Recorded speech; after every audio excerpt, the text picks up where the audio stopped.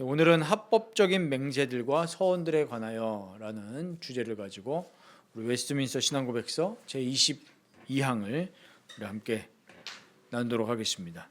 우리 맹세, 서원 굉장히 중요한 부분입니다. 여기서 오늘 우리가 본문을 읽었지만 그 근본의 자세는 무엇입니까? 하나님을 두려워하는 것입니다. 하나님을 두려워하고 우리가 존경하기 때문에, 하나님을 의지하기 때문에 함부로 맹세해서도 안 되고 함부로 서원해서도 안 되고, 그리고 또 우리가 그러면은 뭐 다 맹세하지 않고 서원하지 않고 해야 되냐라는 것이 아니라 우리에게 주어진 합법적인 의무들, 또 우리가 행해야 되는 것들은 또 열심히 또 행하고 또 의무를 다하는 모습을 보여야 된다는 이야기입니다. 우리가 맹세라고 했을 때 이것도 우리 신앙고백서는 뭐라고 판단을 했냐면 예배의 한 요소라고 했습니다. 맹세에 대해서. 이 맹세는 무엇입니까? 맹세와 서원이 조금 이 차이가 있는데, 맹세는 우리 사람 간의 관계 속에서 하나님을 증인으로 삼는 겁니다. 내가 하나님 앞에서 행할 것이다, 관계 속에서. 서원은 뭡니까? 하나님을 대상으로 내가 약속하는 거죠. 우리 예전에 뭐 흔히 그런 말 많이 했지 않습니까? 뭐 목회자 서원, 내가 앞으로 목회자가 되겠습니다. 이게 이제 서원이죠. 맹세는 인간관계 속에서 하나님을 증인으로, 내가 하나님 앞에서 내가 이걸 하겠다, 이런 이제 뜻이죠. 근데 이 맹세나 서원이나 다 예배의 한 요소라는 겁니다. 우리가 모든 삶 속에서 하나님 앞에서 행한다는 거죠. 그래서 우리가 이 맹세라고 했을 때, 맹세든 서원이든 우리의 무슨 자세가 필요하냐면 하나님 앞에서 또 하나님의 이름을 전적으로 거룩한 두려움과 존경함으로 맹세와 서원을 해야 된다는 겁니다. 근데 우리가 이걸 들어가면서 우리가 이 시대를 봐야 되는데, 정말 이 시대나 뭐 어느 시대나 마찬가지인데 특별히 오늘날의 이 시대를 보면 거짓과 사기가 난무하는 시대죠. 그 근본 이유가 뭐겠습니까? 하나님을 경외하지 않기 때문에 거짓 맹세, 거짓 서예 이런 게 많은 겁니다. 이게 다 사기는 어떻게 이루어집니까? 다 맹세해요. 개인적 관계에서 다 맹세하지 않습니까? 어떻게 합니까? 야, 너 이거 투자하면, 당신 이거 투자하면 내가 당신에게 몇 배의 수익을 되돌려 주겠다, 맹세하는 거 아닙니까? 그런데 왜 그런 사기를 치죠? 하나님을 두려워하지 않기 때문입니다. 아니, 경찰에 안 잡히면 다지, 이렇게 생각하잖아요. 안 잡히면 다 아니냐, 안 걸리면 다 아니야, 이러면서 사기를 치잖아요. 보이스피싱, 잡기 힘들다고 하잖아요. 본인들은 이렇게 생각할 겁니다. 그래, 안 걸렸으니까 끝이다, 이렇게 생각하는데 누구를 생각하지 않는 거죠? 하나님을 생각하지 않는 겁니다. 그 보이스피싱 했던 사람들 나중에 어떻게 하나님께 심판받으려고? 다 하나님 다 물으시거든요, 나중에 죄값을. 하나님을 경외하지 않기 때문에 그렇습니다.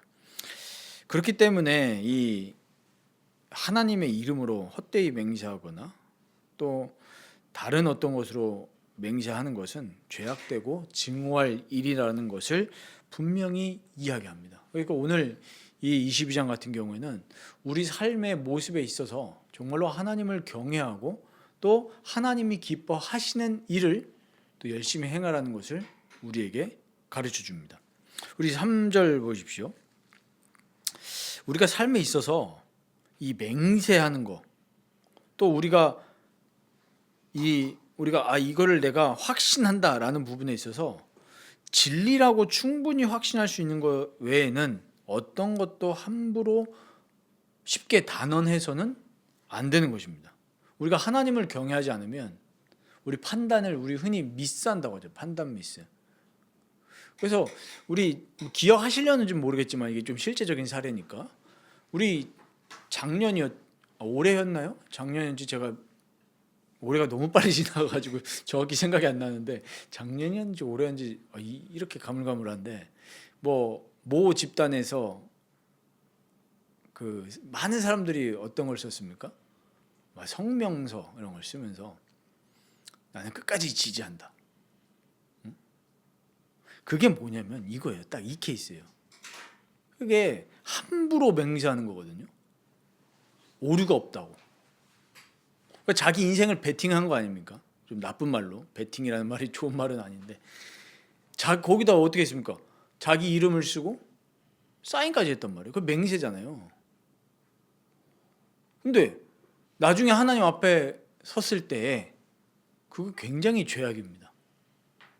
나는 끝까지 뭐 이걸 따라가겠습니다 하면서 자기 이름을 사인까지.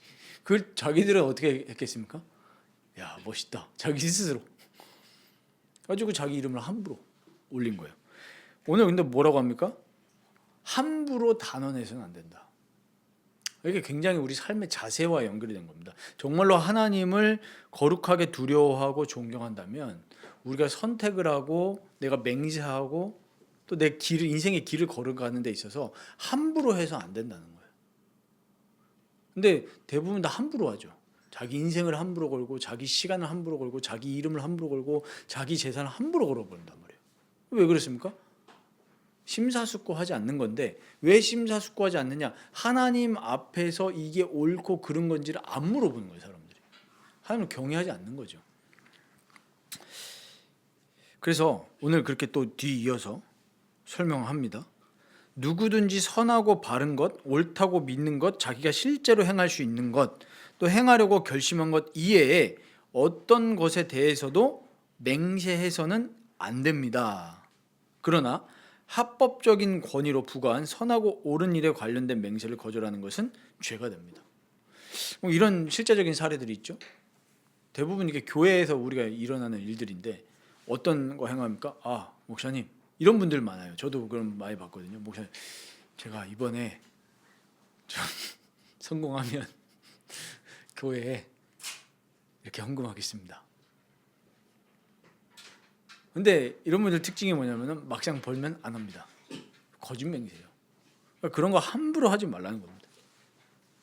그리고 또 이런 사례들이 또 어디 있습니까? 법정에서도 있습니다. 뭐 합니까? 선서하잖아요. 거짓 증언하지 않을 걸.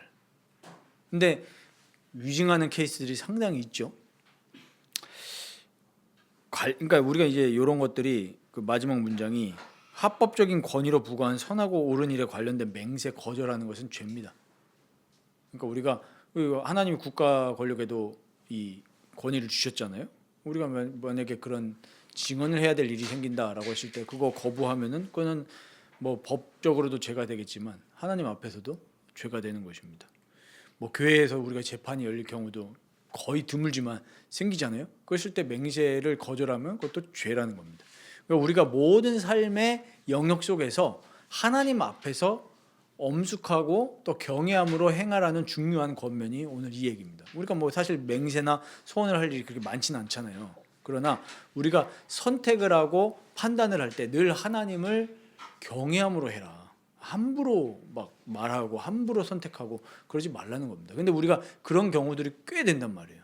함부로 말하고 함부로 선택하는 거. 직접적인 맹세는 아니더라도 너무나 우리가 가볍게 행동하고 처신하는 것들을 우리가 알 수 있기 때문에 우리가 하나님을 경외함으로 해야 된다라는 것입니다. 그리고 우리 네 번째 항목을 보면은 이제 약속에 대한 부분이죠.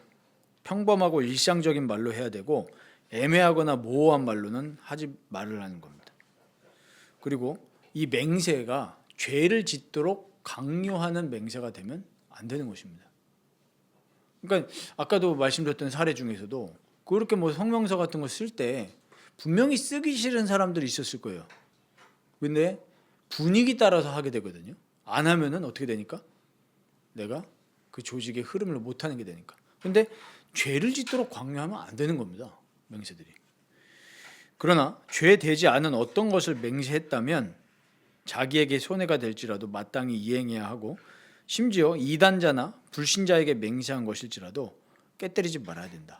우리가 합법적으로 하나님이 보시기에 합당한 것을 맹세했다면 지켜야 된다는 얘기죠. 약속을 잘 지켜야 되는 겁니다. 우리 분명히 이 사회에 경종을 울리는 지금 요 항목입니다. 하나님 앞에서 행하라. 거짓되게 행하지 말아라. 그리고 이제 서원에 대한 부분이 나오는데 5절에 나오죠. 서원은 약속의 맹세와 같은 성질이다. 아까 말씀드렸죠, 초반에. 맹세는 관계 속에서 하나님을 증인으로 모시고 내가 행한다는 것을 보증하는 것이라면, 서원 같은 경우에는 내가 하나님께 하는 개인적 헌신과 책임을 약속하는 거죠. 내가 이렇게 뭐 예를 들면은 목회자로 서원하겠습니다. 이게 이제 하나님께 대한 거죠. 사람에 대한 건 아니잖아요. 그 얘기를 하는 것이기 때문에, 같은 성질이기 때문에 이것도 함부로 하지 말라는 겁니다. 근데 이렇게 함부로 하는 경우가 너무 많아요. 대표적인 케이스가 언제냐면 수련회 때 일어납니다. 수련회 때 은혜 받아가지고 목회자 서원하는 분들이 굉장히 많아요. 근데 굉장히 이게 주의함을 가지지 않고 하는 서원이거든요. 우리 대부분 어떤 케이스들이 있습니까? 내 의지와 전혀 상관없이 우리 어머니가 나를 목회자로 서원했습니다. 이런 케이스들 굉장히 많았죠. 근데 막상 커보니까 그게 아니거든요. 하나님의 부르심이 전혀 없는데, 나에게 개인적으로 콜링이 전혀 없는데, 무슨 것 때문에, 무슨 부담이요? 어머니가 서원했다라는 그런 부담. 그런 부담 때문에 오히려 교회를 더 어렵게 만드는 그런 목회자가 일어날 가능성이 충분히 있죠. 그러니까 우리가 이 모든 것을 행하고 결정하고 선택하고 길을 걸어갈 때 이 주의함을 가져라, 이 얘기를 오늘 우리에게 분명히 교훈하고 있습니다. 우리 6절과 또 7절을 보시면, 서원은 피조물에게 하지 말고 오직 하나님께만 해야 된다라는 것을 분명히 강조하고 있죠. 그리고 여기서 아까도 방금 말씀드렸던 부분과 연결되는 부분인데, 이게 정말 하나님께 받아들여질 서원이 되기 위해서는 어떤 우리가 종교적 의무나 부담감을 가지고 하는 것이 아니라 정말 하나님이 주시는 그 우러나는 마음으로 해야 된다는 것입니다. 믿음과 의무의 양심, 그리고 자발적으로 서원해야 된다는 것을 분명히 얘기하기 때문에, 우리가 정말 모든 일을 하기 위해서 생각하고 또 우리가 이런 걸 가지고 묵상하고 기도할 때 정말 어떤 가볍지 않은 자세로, 엄중한 자세로 하나님과 교제하면서 질문하고, 또 이걸 내가 행할 수 있는 또 힘을 달라고 기도하면서 생각하고 말을 해야 돼요. 근데 대부분 교회에서 문제 일어나는 케이스를 보면은 함부로 말하고 함부로 생각해서 일어나는, 즉흥적으로 말하기 때문에 일어나는 경우들이 상당히 많습니다. 예를 들면 그런 케이스를 상당히 많이 봤거든요. 특히 어떤 거 할 때요? 예배당 건축 같은 거 할 때. 어떻게 합니까? 막 회의하고 뭐 나름대로 그게 뭐 진짜 은혜인지 아니면은 좀 나쁜 말로 뽕인지는 모르겠지만 분위기 따라서 한 분이 딱 손을 듭니다. 최근에도 뭐 몇 번 들었던 케이스인데, 어떻게 해요? 한 분이 딱 손을 듭니다. 저는 이번에 예배당 건축하는데 뭐 총액이 막 100억이라 쳐요. 내가 한 80억 담당하겠습니다. 분위기에 따라서 그랬는데, 나중에 시간 지나고 집에 가서 보니까 어떻게 해요? 아깝거든요. 오히려 그게 자기를 옥죄가지고 어떻게 됩니까? 교회조차 안 나와요. 잠수 타버려요. 그리고 우리 보증에 대해서도 뭐 나중에 말을 할 기회가 있겠지만, 분명히 성경 보증에 대해서 이야기하지 않습니까? 함부로 보증하지 말아라. 그래가지고 예배당 건축하고 뭐 이럴 때 막 분위기 따라서 막 서원하고 막 이거 했다가 보증까지 섰다가 안 좋게 되는 경우들이 상당히 있었습니다. 그러니까 우리가 실제로 우리가 하나님께로 받은 의무들이 있습니다. 우리가 하나님의 일을 위해서 우리가 당연히 어떻게 합니까? 의무적으로, 그러니까 막 강요해서 하는 헌금이 아니라, 교인이라면 사실은 헌금은 의무거든요. 내가 하나님의 일을 위해서, 그 액수가 중요한 게 아니라 내가 하나님 앞에서 헌금을 하는 거거든요. 근데 그거 말고 내가 자발적으로 하는 그런 게 아니라, 양심에 따라서 자발적으로 하는 게 아니라 분위기에 쏠려서 혹은 어떤 종교적인 의로 이런 거 하지 말라는 겁니다. 그래서 대부분 서원을 할 때 보면은 하나님께 하는 게 아니라 주변 분위기 보면서 누구에게 해요? 피조물에게 하는 거잖아요. 뭐 하려고요? 사람들에게 나 잘났다는 걸 보여주기 위해서. 내가 이렇게 대단한 결심을 했다. 실제로는 하나님께 한 게 아니에요. 하나님이 그런 것들은 안 받들어 주신다는 거죠. 아까 목회자 서원도 마찬가지예요. 저도 많이 봤거든요. 수련회 때 은혜 받아가지고 찬양하다가 다 같이 이렇게 뭐 얘기를 나누잖아요. 은혜 받은 걸 나누는데 돌아가면서 얘기하다가 이 남자들 또 그런 거 있거든요. 또 멋있어 보이려면 막 여자들도 섞여 있으니까. 나 이번에 수련회 때 은혜 받아서 신학교를 가야겠습니다. 좀 많이 들었거든요. 근데 막상 그 다음에 입시인데 없어요. 제정신 들었거든요. 아, 내가 목회자의 길을 가면은 세속적인 거를 못 누리겠다. 그리고 또 그런 형들이 많았는데 담배 피는 형들이 많았어요. 담배를 못 끊겠거든요. 차라리 그런 분들이 양심적입니다. 근데 신학교 와가지고 담배 피는 분들도 많았는데 참 우리가 하나님을 좀 경외하면서 살아가겠다는 사실을 우리에게 알려주고 있습니다.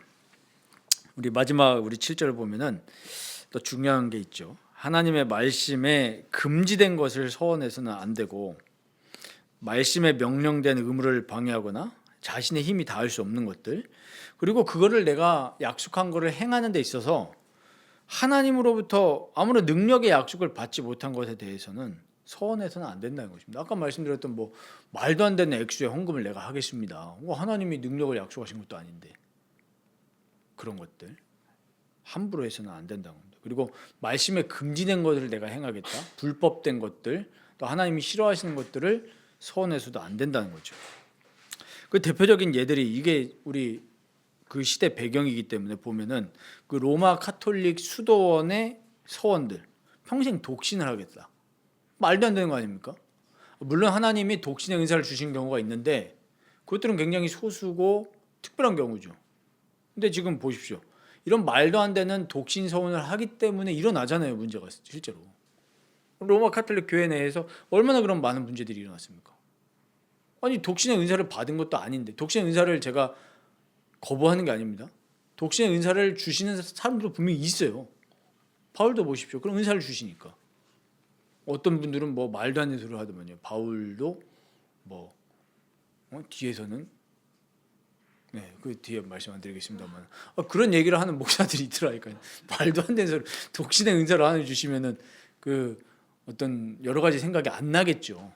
그거는 성령을 거부하는 건데, 근데 대부분의 사람들 같은 경우에는 하나님이 이 결혼할 수 있도록 하나님이 그렇게 다 인도를 하시는 건데, 그런 하나님이 주시는 은혜 속에서 나오는 서원이 아닌 그냥 헛된 그런 규칙들에 대한 서원을 한다는 것은 굉장히 하나님이 싫어하시는 겁니다. 그리고 여기 나오죠.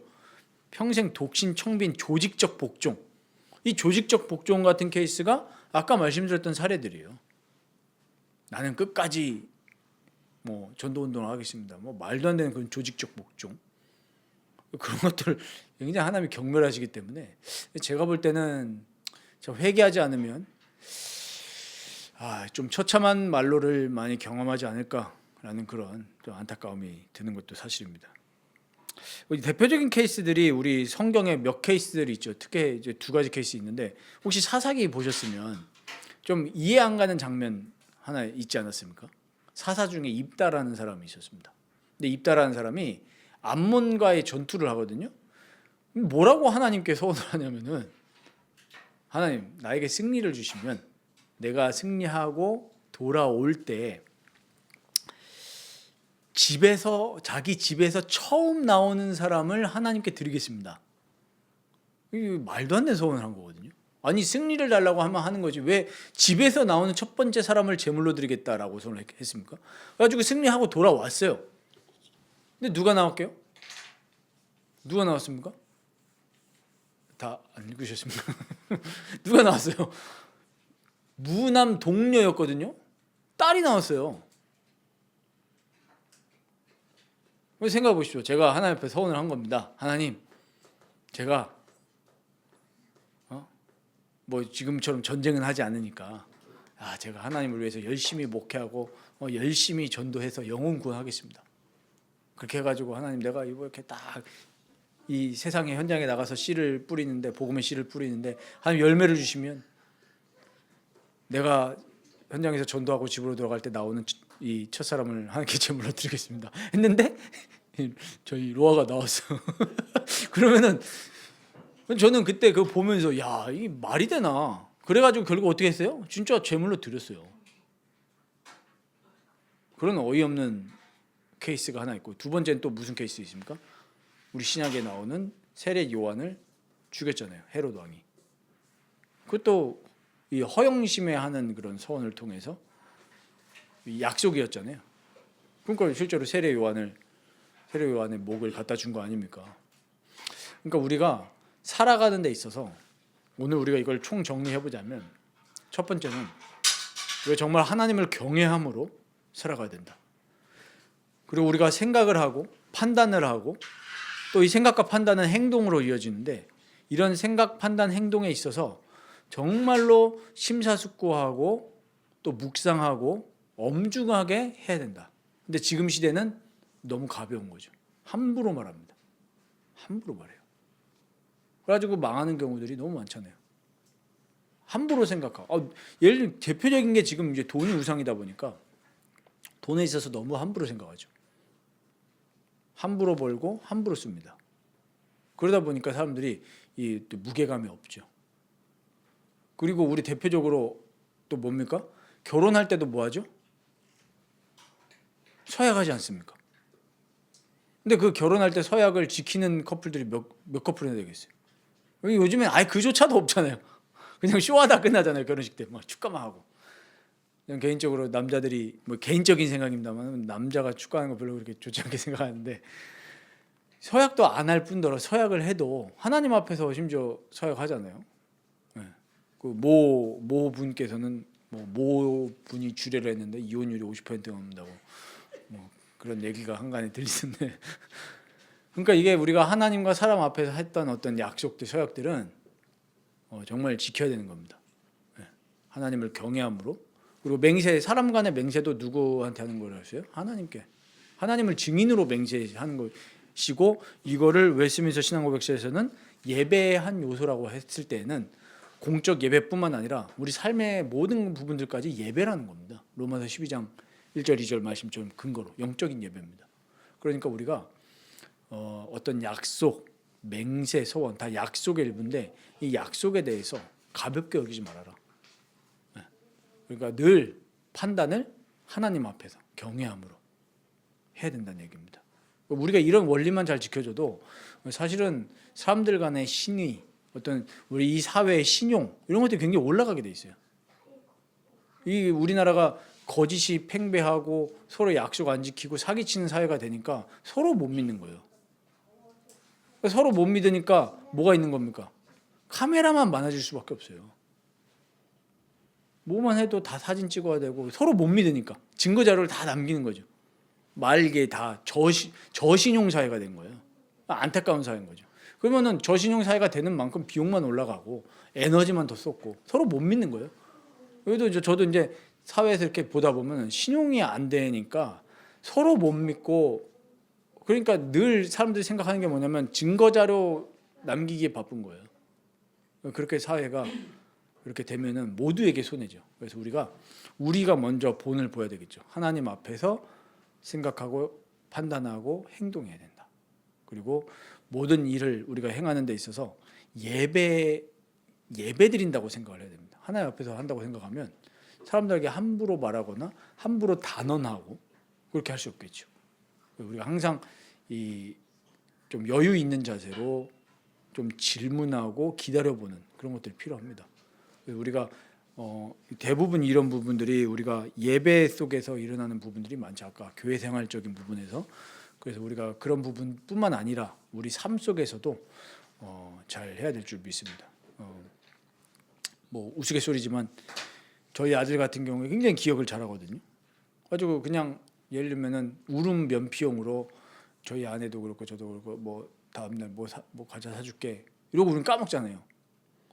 근데 그 다음날 참 귀신같이 생각해가지고 사준다며 이럴 때가 간혹 있어서 난처합니다.